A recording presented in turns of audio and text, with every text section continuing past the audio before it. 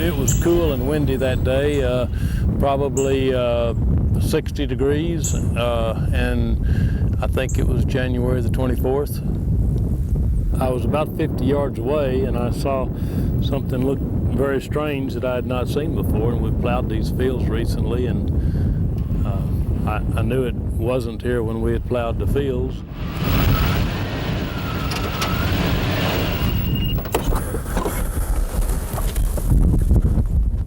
Ed Longcope's been running cattle around Guadalupe County so long he knows every square inch of ranch land by heart. Yep, they say you could move a fence post by no more than an inch and old Ed's gonna notice. Ed's got a keen eye, all right, and on a winter's morning, while checking the cows, Ed caught a glimpse of something he could hardly believe. It startled the neighbors, stirred up the herd, and riled up the whole county. Something had streaked toward the earth in a fiery blast from the heavens and crash landed right there in Ed Longcope's pasture. It was real strange to me to find something that had fallen on my property because, obviously it came out of the sky. And I'm thinking, well, UFO. In less time than it took for the mysterious object to make its descent, rumors had spread across town like a midsummer brush fire. The sheriff's office was flooded with calls. The spaceship crashed on Ed's place, they said.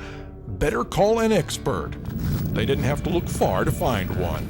Was the ground softer or harder than it is right now? Just about like it is right now. It was muddy that day. I was in four-wheel drive that day. Walter Andrus thought this was it, the moment he'd been waiting for. His chance to see for himself a real UFO. What he found was a spaceship, all right, but it was built right here on Earth. What the folks of Guadalupe County had seen was part of an old rocket, American space junk, that had fallen out of orbit and into Ed Longcope's pasture. But for Walter, the quest goes on.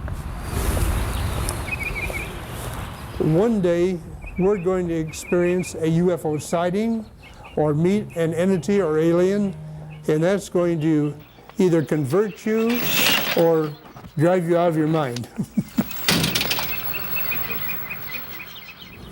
People love a mystery, and a mystery is exciting. I got interested in UFOs on August 15th, 1948.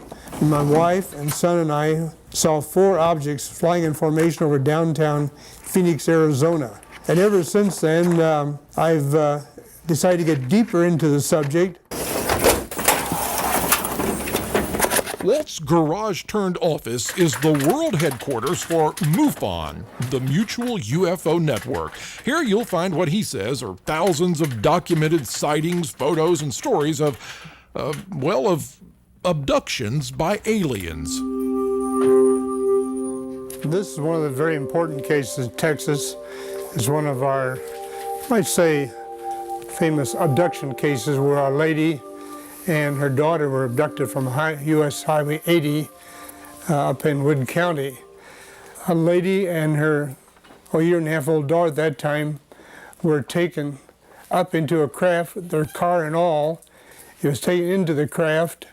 3 creatures came out. They couldn't see their feet because they seemed to be walking in a mist.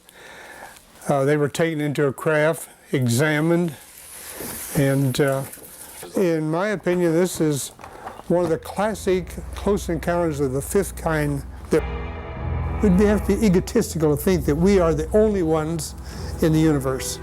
Look at the data, the facts, and the evidence. It's overwhelming that we have UFOs visiting the planet Earth.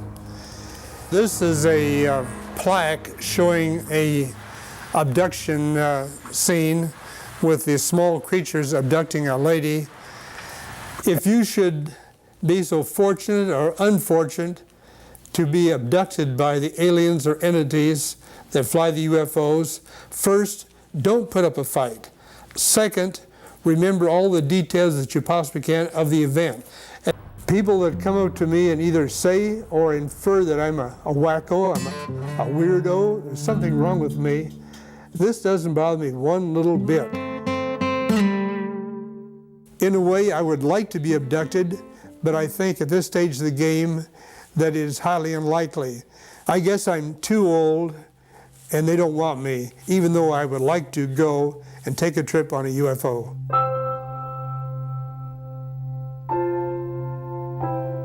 I would sure like to go for the experience.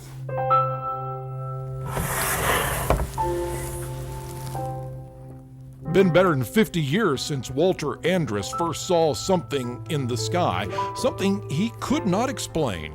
Since then, he rarely takes his eyes off the heavens. Walter has heard a lot of tales, and he'll probably hear some more.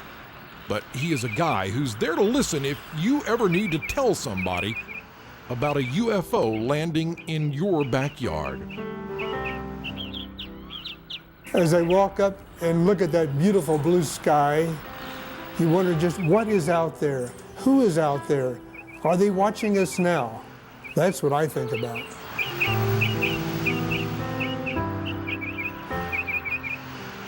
Thanks for hopping in and traveling with us. Now click the subscribe button for more videos like the one you just saw.